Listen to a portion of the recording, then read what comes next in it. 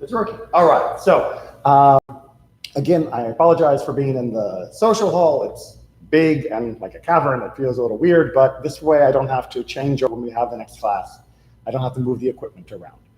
So just bear with me, and hopefully you can still see everything on my screen. All right. So tonight I wanted to talk about women, not just about women, but about women in Judaism, because there is often a lot of confusion when people begin to learn about Judaism, about what is the status of women, because there are certain things that were common in the ancient world, in the classical world, in the medieval world, and in the Orthodox world that are done in the conservative world. And I need to explain to you why, and why the way we do it is absolutely legitimate. Let me just say from the beginning, however, I am not trying to change the Orthodox world. If the Orthodox would like to have their system the way they do it, that is fine, right? As long as people are not being hurt, they are welcome to follow their system as they interpret Jewish law. But I'll show you that within Jewish law, it is also exactly fine to do things the way we do them. So hopefully that will make things a little clearer. Okay, excuse me. Have to get my balance of where I am in this room. So the desire for equality. One of the things that makes people most confused is the motivation for how we approach women or men or anyone in Jewish law. And egalitarianism is an inspiration. Right? We are blessed to live in, excuse me, just make sure that's not a problem and turn off the ringer so it doesn't make any more problems. Okay, we have someone else coming there a bit late. Okay, so the egalitarianism, we are blessed to live in the 21st century. And in the 21st century, we have now had about 200, 300 years of Western culture and belief encouraging us to treat people more equally. And we have discovered that treating people more equally has generally made society a better place. We have ended slavery. We have brought women into the political realm. We have fought against, at least legally, discrimination. People still can be racist, unfortunately, but at least the law is no longer supporting that. And for Jews in particular, we have been given greater freedom, greater equality, greater participation, greater opportunities than we have had for 2,000 years. And we have to respect that. However, egalitarianism itself doesn't actually answer a question of halakha. It doesn't answer a question of Jewish law. If you ask a question of Jewish law, for example, can women be rabbis? You can't say egalitarianism, yes. You might think, well, egalitarianism leads me to ask the question, but egalitarianism can't be the answer. Because, well, there's many philosophical reasons why that's a problem, but it's because halakha is basically its own system of interpretation. So for there to be an answer, there has to be a process within the way the Jewish law works. And you don't answer all the questions with one answer, because there are different questions of the women's status in Jewish law. Each one was a unique situation when it was first discussed more than 2,000 years ago. Each one needs a specific answer now in the modern world. So this way, we are going to try and unpack the history and how things have been discussed and see what answers we can find for the modern world. We're good so far? Okay. All right. So the first thing to get an understanding of is this question of obligation. In Jewish law, like we talked about last week when we talked about life cycle events, in Jewish law, we love responsibilities. We love obligations. At each stage, as you get older and older, you take on new duties, you take on new responsibilities, new obligations. And in fact, in Jewish law says, if, let me make sure it says, a deaf mute, a lunatic, a minor cannot perform a religious duty on behalf of a congregation. Why not, right? Why couldn't a child, right? Why couldn't somebody who was crazy, why couldn't somebody who was a deaf mute come up and lead the service on our behalf. Again, this is back in the days before everyone had their own siddur, before their own prayer book. So we needed the leader to say amen so that we could fulfill our obligation. Why couldn't they? Because one who is not under the obligation to perform a religious duty cannot perform it on behalf of the congregation. What this is saying is if you don't have the duty, then you can't do it for me. We have to be equal in our obligation for you to be my representative, for you to be my agent. And this is a very, are people coming? Is that room, somebody went in that room with the light on? I'm closest on the wall. Over here. Yep. No. Social hall today. Social hall. It's okay. I guess the guard is not quite at the door. So the principle is you need to have the obligation in order to fulfill the obligation for yourself or for me. Judaism, yes, we celebrate people who volunteer to do something, but ultimately the person who is actually earning credit is the person who is going to earn credit. It's the person who has that obligation. You can think about this as maybe enrolling in a class. Right? If you enroll in a class, then when you take the test will count. If you don't enroll in the class, but you just show up, you can take the test, but your test doesn't count because you're not enrolled. You're not actually under any obligation to do the test. That principle basically makes sense? Okay, now let's talk about these categories here, right? A minor is a child, and a child is not obligated because we don't expect a child to do these things. And because we don't expect them to do these things, even if they wanted to do them, they can't do them on our behalf. They can do them to learn, but they can't do them as our equal, as our representative. A lunatic, we're talking about someone here who is actually out of his or her mind, a full crazy person. Would you expect a full crazy person to behave always in keeping with whatever Jewish law asks? No, I mean, that's what the definition of crazy is, a person who is not going to behave consistently according to any rules of behavior. So if I don't expect them to do that because of their illness, then even if they did it one time, I can't say they did it for me because I don't have that expectation regularly for them.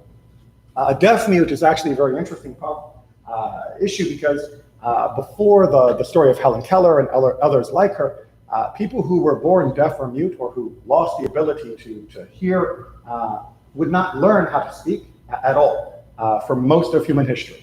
And it turns out that psychologically, if at an infant age you do not develop any language, that a person's mind will not fully develop.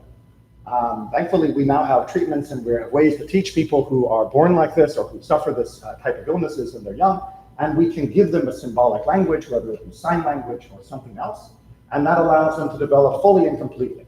But in the ancient world, somebody who was born unable to hear would never completely develop as a person. It's a very interesting statement about how language is connected to our higher brain function as human beings. It's very interesting research if you're interested.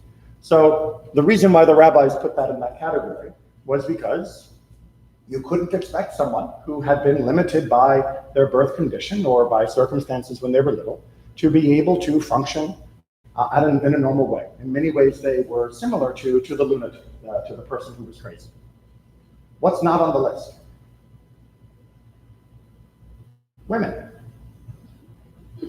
Women are not on the list.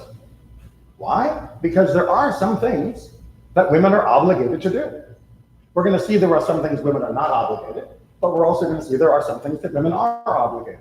So the idea that a woman could be obligated is clear, because if women were not obligated in any way, shape, or form, they would have been put on the list. It's not like the rabbis forgot to put them on the list. So their absence tells us something about their potential. By the way, this is one reason why when we talked about the bar mitzvah, when a minor becomes a major, right, when a child becomes an adult at the age of bar or bat mitzvah, that's why we put them on the bima and why we have them lead parts of the service.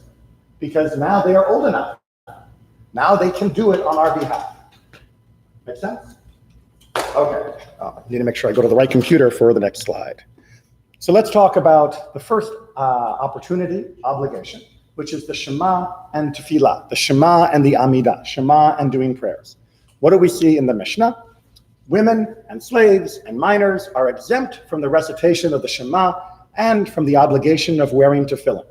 So here we actually see that women are not obligated in order to do the Shema or to wear tefillin. But they are obligated to recite the prayer, which is the nickname for the Amidah, before you guys go, I'm going to give you the little booklet that I gave you guys that helps explain a little bit more about the service. Did it before you go. So, and the mezuzah, and to recite grace after meals will be called Birkat Hamazon. So what are we learning here? Well, for the Shema and for tefillin, we see that women are not obligated. If they're not obligated, what did our first slide tell us? Therefore, they can't do it on behalf of someone else. Exactly. The tefillin are the boxes we put on our arm and our heads and wrap on our arm. Worldwide wrap. We'll cover that later for this class, but you'll see them during the weekday. You don't see them on Shabbat because we don't wear them on Shabbat. All right, so what does this mean? Well, what it means when the Talmud begins to discuss this is that for the Shema, it's self-evident. We know that women don't have to do it. Why do we know they don't have to do it? Because it is a positive, time-bound mitzvah, and from such mitzvot, women are exempt. So this is a general rule within the early rabbinic thinking, 2,000 years ago, that if there was a time-bound, positive commandment, if there was, you shall do blah, blah, blah, blah, blah, at a particular time, then women were not obligated to do that particular activity.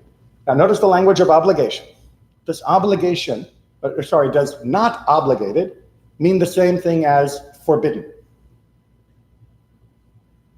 If I say you don't have to clean up the dishes after dinner, does that mean you are forbidden from cleaning up the dishes after dinner?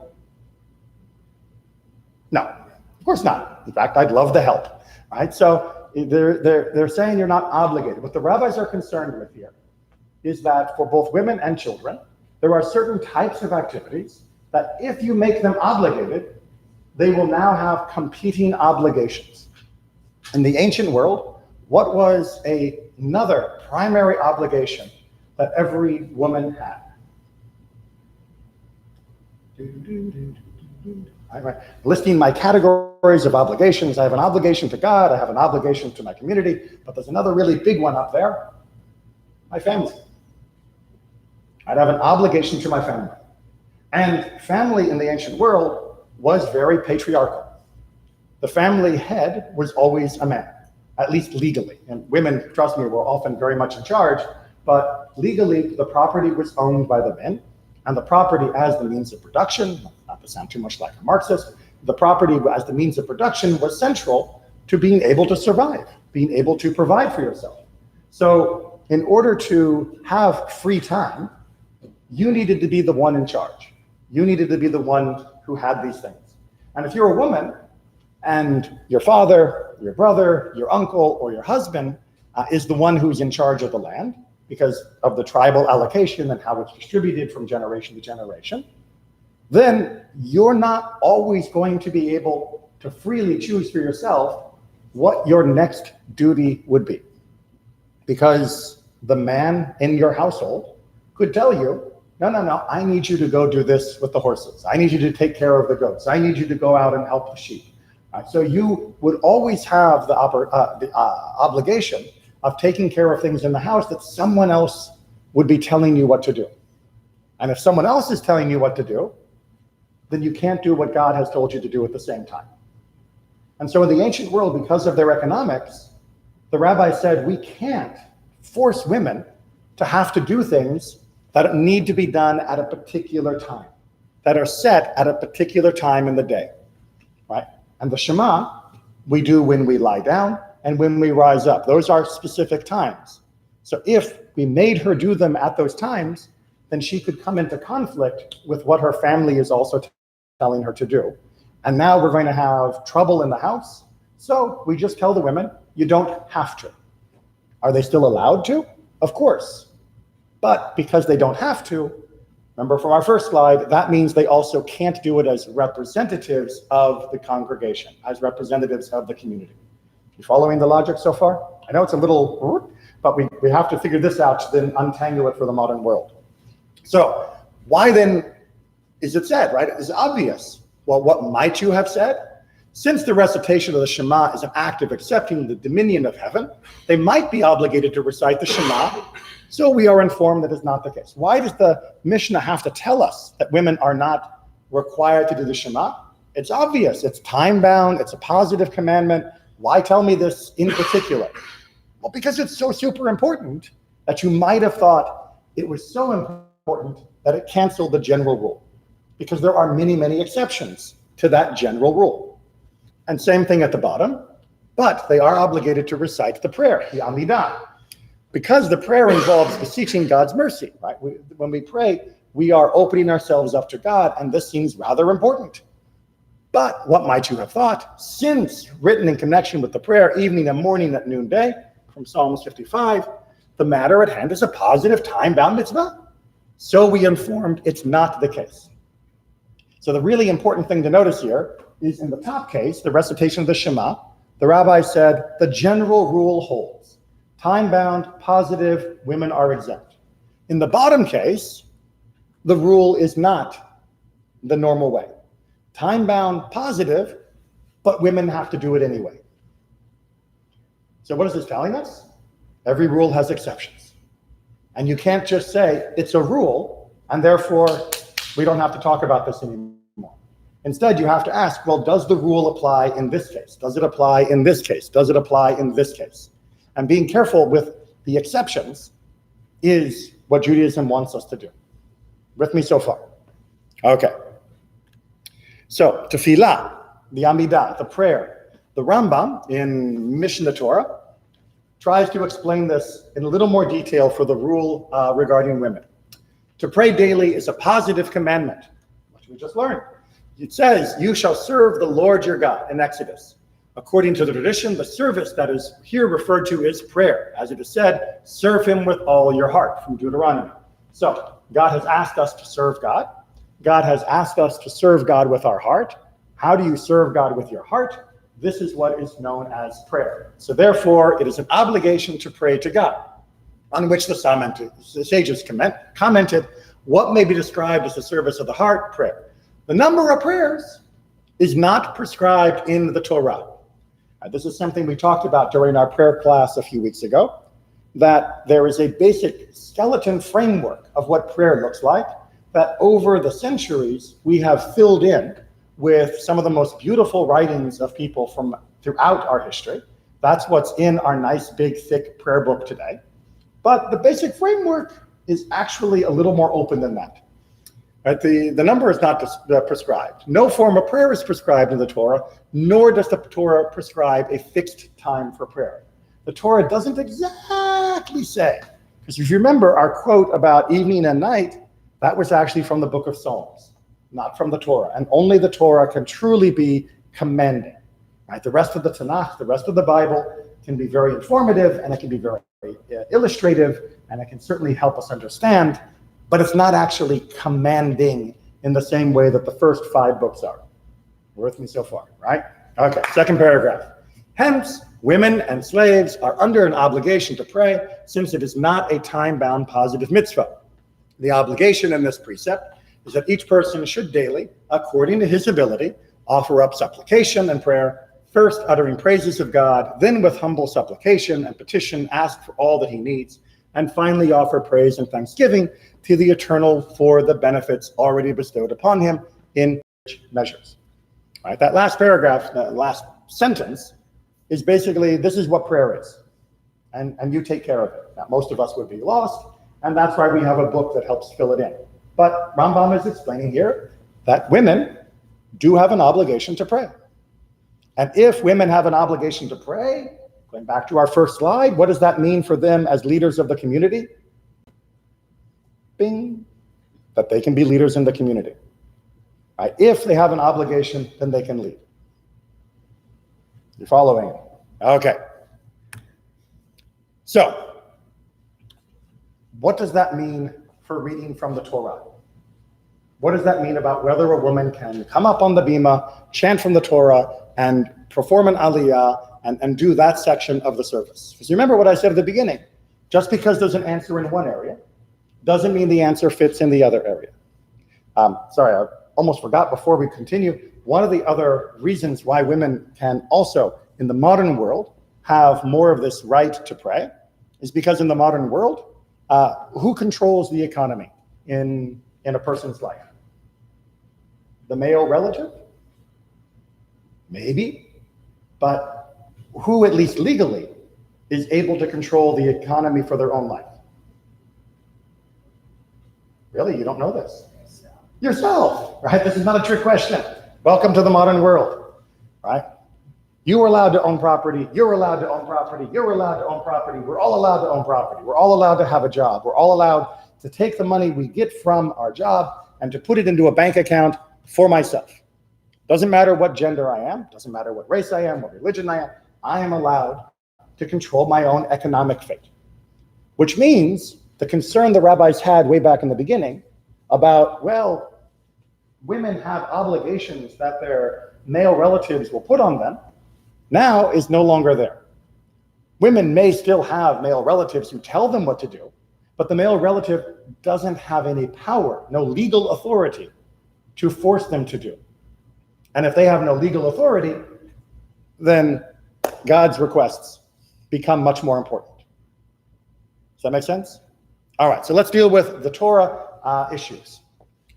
Gather, Hakel, all the people, men, women, children, and strangers in your communities, that they may hear and learn to revere the Lord your God. Deuteronomy 31:12. Incredibly important verse. Who is invited to come hear the Torah? Everyone. It could not be more explicit that everyone is invited to be part of the Torah world. Everyone is invited to hear. Okay.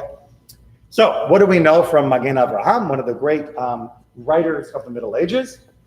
A woman is obligated to hear the reading of the Torah. Right? If a woman thinks, it's Saturday morning, I'll stay home, and my husband can go to the services, and he can hear the Torah, but I'm going to sit home and read a magazine. A woman is obligated to hear the Torah. And even though the reading was ordained for the purpose of Torah study, and women are not bound by the commandment of Torah study, they didn't in the Middle Ages think that women had the free time to study, and so they didn't require it of them. Again, in the modern world, we do require that because women have more free time. You may not believe it, but you do have more free time than you used to. It is nevertheless a commandment to listen, just like the commandment of Hakel, of the gathering, which is binding on women. But we may say that even though they are not obligated, they are still counted toward the number. And it is so stated in Tosafot, one of the great commentaries on the Talmud, at the conclusion of Rosh Hashanah. But in Masechet Sofrim, it is written, women are under the obligation to listen to the reading of the Torah the same as men. And it is a commandment to translate for them so they understand thus far his words, meaning that in the Tosafot, in Masechet Sofrim, they say that women have to come, they have to listen, and the community even has to make sure they understand.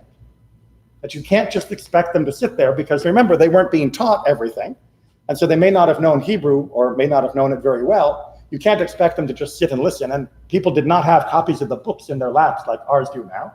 So they had to provide a running translation to make sure that everybody there knew what the Torah was talking about.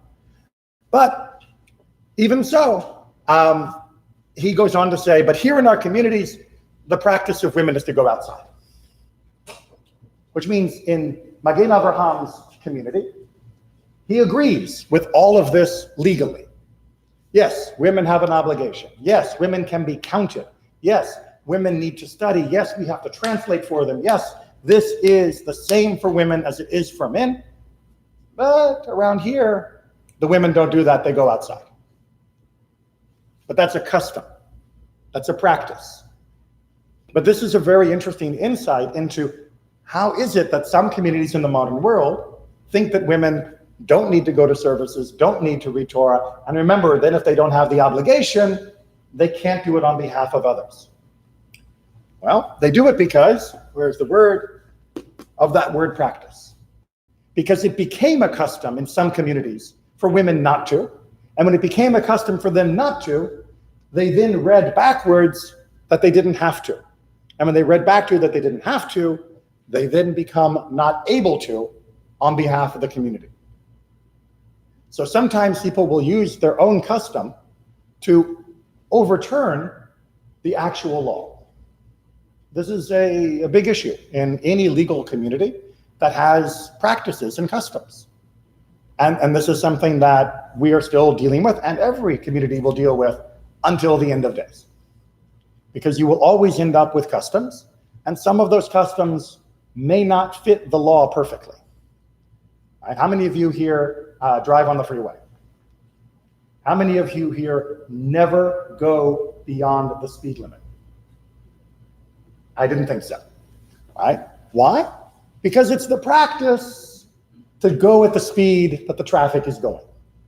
You know that you're not supposed to. Well, maybe you think about that, maybe you don't.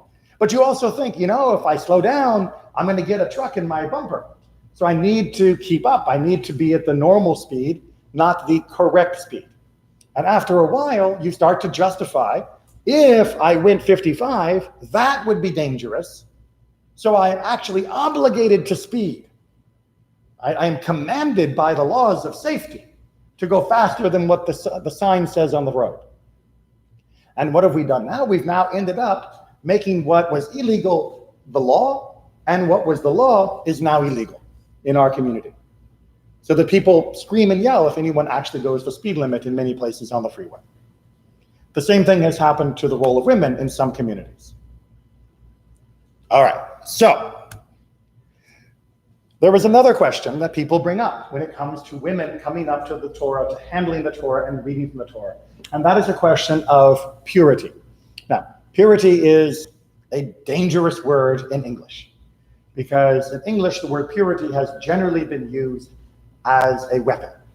Judaism does not see pure and impure as this weaponized idea. It's not connected to dirty or filthy or dangerous.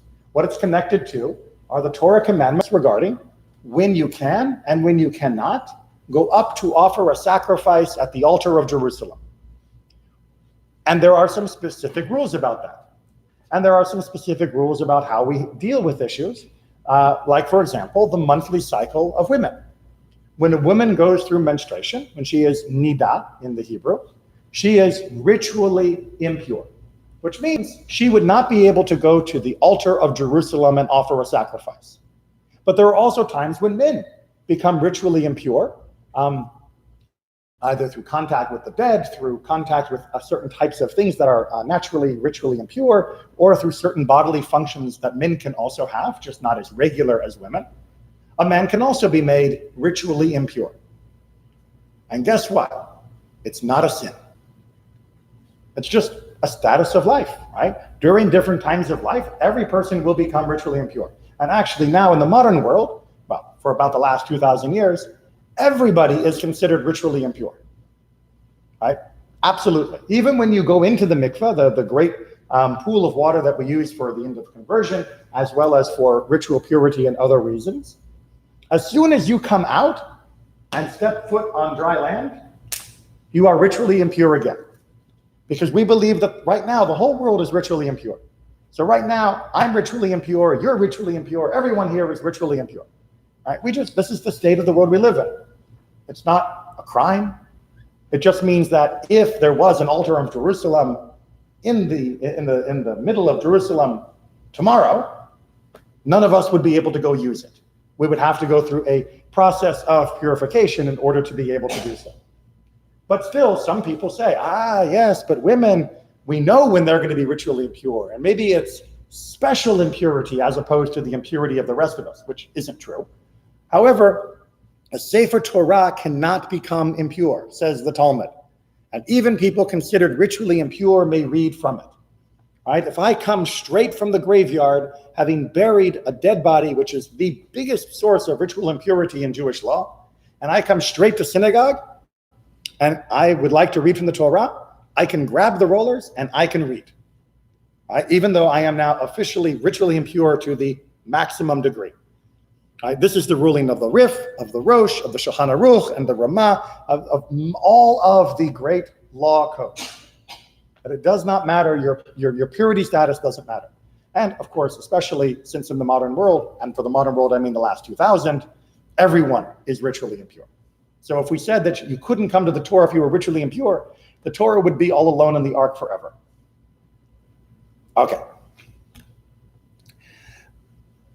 Another topic that comes up, sniut, modesty. And by modesty, I'm not talking about saying, oh no, I'm not really a great pianist, right? I'm not a good cook, right? Not that kind of modesty. I'm talking about modesty of how you dress, right? Do you wear shorts, right? If a man goes to the beach, is he wearing a little Speedo, right? That type of modesty. How much of what is meant to be private on your body are you giving to the rest of the world? Now, unfortunately, a lot of people treat this issue as though it is a woman's issue, as though women's modesty is the only type of modesty. But as I just said, a man wearing a Speedo, many people would also consider to be immodest. It's not a question of men or women. It's a question of what is the standard in the place where you live. Let me give you the example, again, coming from the Talmud. Said Rabbi Isaac, an exposed handbreadth of flesh in the case of a woman is regarded as a matter of sexuality. So a handbreadth, we have to make sure you understand, is this much, right? This much skin showing can be sexual, right? Just that strip of skin. We're not talking about a halter top or something, but just, little bit of an ankle. Whoa, that is sexual. But what does he mean, right? In what case? I say it applies to staring, right? It's sexual if you make it sexual by how you look at it. In our modern world, this may be surprising because in the modern world, we like to show everything. But if a man wants to sexualize a woman, he can get sexually excited by staring at just her neck or staring at just her ankle. Right? He doesn't need to see everything out in order to be excited. It's just about him treating her as an object of desire. And whatever he sees, he can choose to become excited by. Which means, who is obligated? Who has the bigger responsibility in preventing this kind of over excitement? Him, not her, right? She could expose almost nothing, and he's still going to have a problem. Which means, whose problem is it? It's his problem, not hers. And that's what he's trying to say. Don't stare. Don't tell the woman to cover up. You don't stare. That's the easier solution to all of this. Rav Sheshet taught, why did scripture list ornaments worn outside clothing along with those worn inside?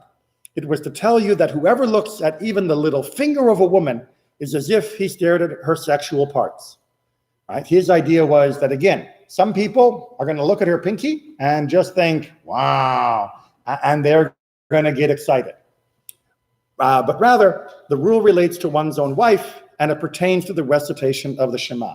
They also say that if your wife is naked and it's time for doing the Shema, you should turn away, because trying to concentrate on the Shema while she's naked in front of you, it's not going to happen. Right? There's only so much power of concentration that you can have. And so whether she's naked or whether part of her is exposed, if any part of her is distracting for you, then you need to look away to prevent yourself from being distracted. But again, notice what's happening. You need to look away, not you need to throw a blanket over her. Good. Rav Chisda, a woman's leg is a matter of sexuality. As it said, uncover the leg, pass through the rivers. You consider this as a euphemism. And thereafter, your nakedness shall be uncovered. Yes, your shame shall be seen. In that same chapter of Isaiah 47. Said Samuel, a woman's voice is a matter of sexuality. As it is said, for your voice is sweet and your face pretty, from Song of Songs, the greatest love poem in the Bible. Rav Sheshet said, a woman's hair is a matter of sexuality. As it is said, your hair is as a flock of goats, which was a compliment back in the day. I know nowadays, not a great pickup line. Back in the days, your hair looked like goats. That was really something. What are these three rabbis teaching us? Well, they're teaching us the same basic idea, that if you are looking at a woman's leg and thinking sexually, it's sexual. If you are looking at her hair and thinking sexual, it is sexual. If you are hearing her voice and you are thinking sexual, then it's sexual. Now, there are some that have said, therefore, women should cover their legs, women should cover their hair, and women shouldn't be heard in the public area. But again, as we see from this whole discussion, that's not the solutions the rabbis were discussing. The solution the rabbis were discussing is, how do you change yourself so that you don't look at every woman, don't hear every woman, don't act around every woman as though she was something that you wanted to attack sexually. That is what they were trying to change, was how you relate to the woman, not how they appear to you. Because you can make them look like whatever you want. You can wrap them in a giant, carpet, but you will still end up being attracted to the carpet. Because attraction is normal until you learn how to control it. All right. So, one more example. He who counts out coins into a woman's hand from his own in order to have a chance to stare at her, even if such a one has in hand Torah and good deeds like Moses, our master, he will not escape the judgment of Gehenna, the punishment that comes from our misdeeds in the afterlife. For it is said, hand to hand he shall not escape from evil. So this is the idea of the lech who is standing at the cash register, and he's putting the money in the cashier's hand. And while he's doing that, he's just doing it nice and slow so that he can stare at her, for the experience, for that excitement. Said Rav Nachman, Manoach, Samson's father, was an ignorant man. For it is written, and Manoach went after his wife, meaning he followed her in the context. Rav Nachman Bar Yitzchak objected. But what about Elkanah and Elisha, who both follow women, right? Elisha follows the advice of the Shunammite woman, and Elkanah follows the advice of his wife Hannah, which leads to the birth of Samuel, who's one of the greatest prophets we've ever had. Right? They also followed their wives. You can't just say, if you follow the wife, that you're a stupid guy. It is the meaning that he literally went after her? No. What they means is they followed their views and her counsel. So there is a way to follow a woman, which means you walk after her going, staring. And then there is following a woman, meaning you respect her advice. You respect her opinion. And if she has a good point, you agree. And that's okay, right? Following and staring, not so good. Following, meaning listen to, yes, that's good. As you can see, it sounds very, very modern. That what the rabbis were advocating is that men should treat women with dignity and respect. And it's surprising to me that there are still so many people who don't understand that. So, yes, there is a limit to how much you should show, right? Judaism is not in favor of topless beaches, right? We're not a big fan of micro bikinis and things like that. But the laws of what you can and can't show vary depending upon where you live. Right? If you live in Florida, then wearing tank tops and shorts is going to be normal because it is 90 degrees outside and you will die if you are wearing a suit. On the other hand, if you live in Alaska where everyone is always bundled up and you are trying to show off by showing more, that's inappropriate. Right? The local custom of how much to show and not show matters a lot in terms of what is and isn't modest. Because if you go past the local custom, then you are doing so specifically to draw attention to just parts of your body. And again, that rule goes for both men and women. Onward. Honor. This is one of the more frustrating parts of our history, but it's good because it has a happy ending. So you're just going to have to bear with me. All are qualified to be among the 7 who read from the Torah. Back in the time of the Mishnah and the Tosefta, one of the other books from the ancient world, you didn't have, like we do in our services, one person read and one person bless. Instead, you had one person, and they did both jobs, meaning that you expected everybody in the community to just come up if they were invited and be able to read from the Torah. Right? And Yara, what do you think? How many people in a modern community could you just say, hey, Frank, come on up. I want you to read from the Torah. Yeah, and not just read, pronounce, but read with the right cantillation, the right trope, the right melody, the right grammar for it all. How many of you think people could do that? Not too many. Not too many. Yeah, lots of people can read the Hebrew. The Hebrew in the Torah, depending upon where you are, is not that complicated of Hebrew. Shirat Hayam, it's a little trickier, but other parts, not so bad.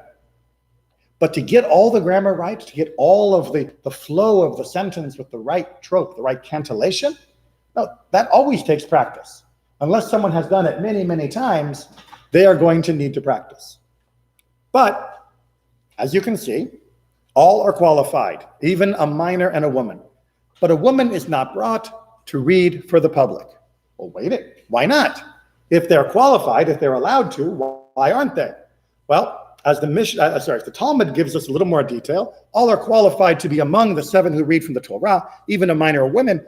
Only the sages said that a woman may not read in the Torah because of the dignity of the congregation. Because of the dignity of the congregation. Well, yes, that's what Rambam says in his halakha. A woman should not read for the congregation because of the dignity of the congregation. What's the dignity of the congregation? What are they talking about? Any guesses?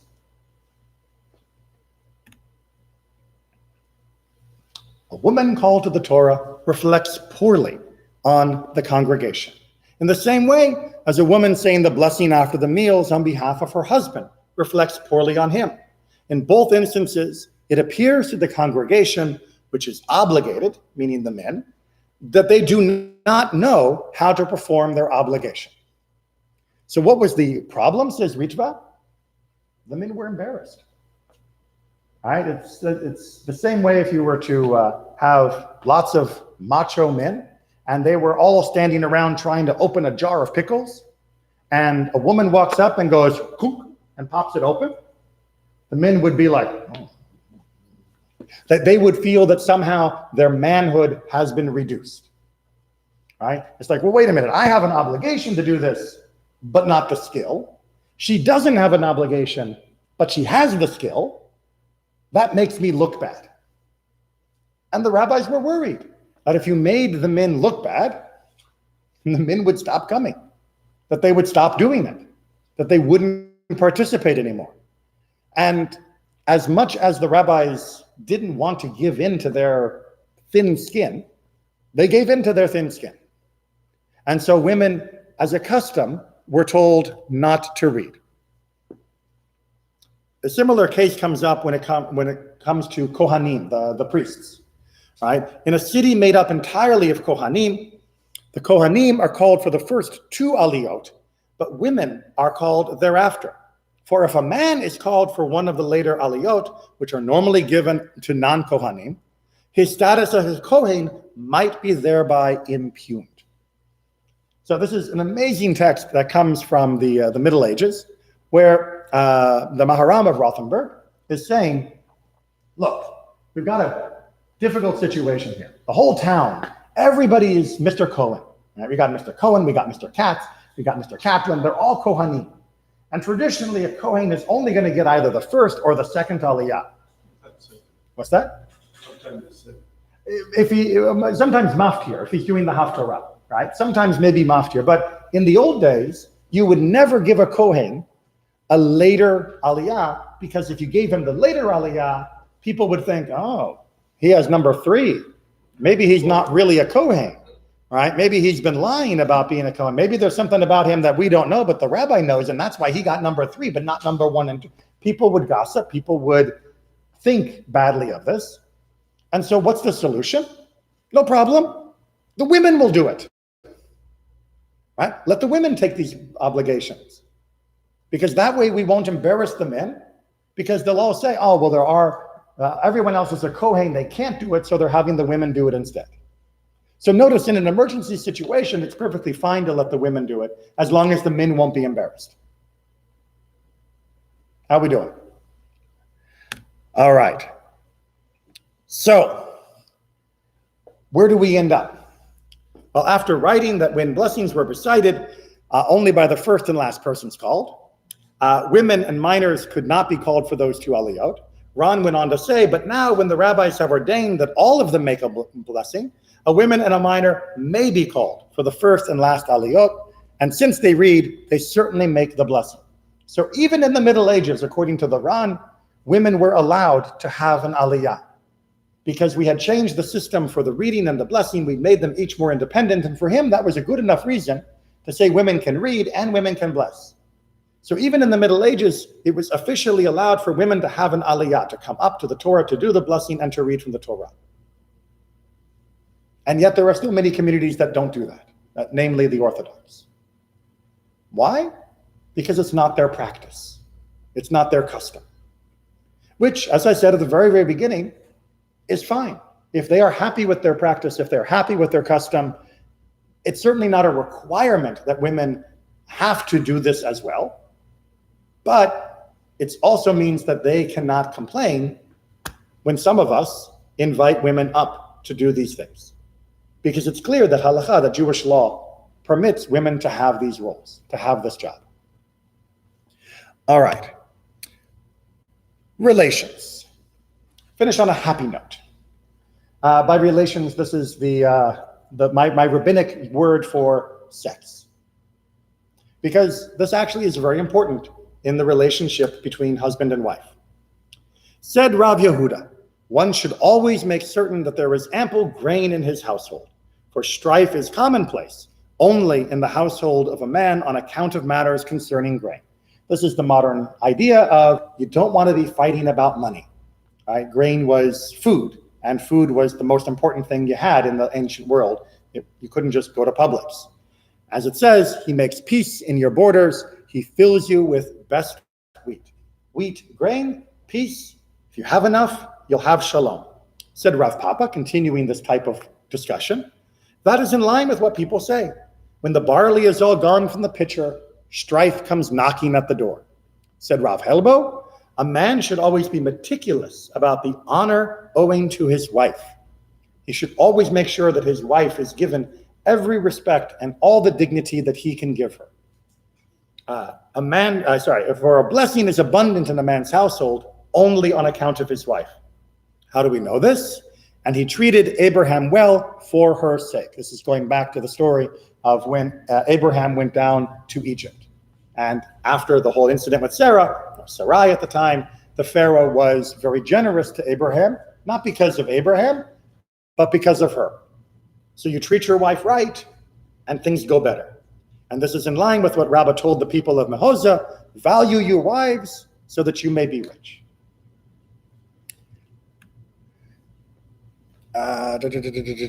Right, said Rav, we got a few minutes left, let's go ahead and wrap this up. Said Rav Kista, a man should never cast too much fear on his household. For, as to the concubine of Gibeah, her husband cast too much fear on her. If you have not read the story of the concubine of Gibeah in chapter 19 of Judges, you should. It is very, very depressing. It is an absolutely heartbreaking tale of what happens in a community where all the values are wrong, and how it leads to a eventually civil war inside the people of Israel. So if you think that how you treat each other in your relationships aren't important, check out chapter 19, because this leads to a full civil war among the people of Israel. There are those who say he found both a fly and a hair in his dish. The fly was an accident, but the hair was deliberate. In the end, this caused the death of how many tens of thousands of Israelites? So basically it's saying, why did she run away from him? Which is what happens at the beginning of the story.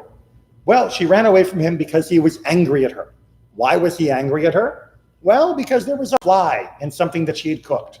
And so he got mad. And then there was a hair. And even if the fly was an accident, and even if the hair was on purpose, just her trying to get him, the way that he responded had so much anger, which sent her running off, which led to the events of the story, that we should see that that amount of anger within a household only leads to death and destruction. Even if, in quotes, she deserved it, she did something deliberately to provoke him, he should not have gotten that angry. Because look what happened to the entire country because of his anger.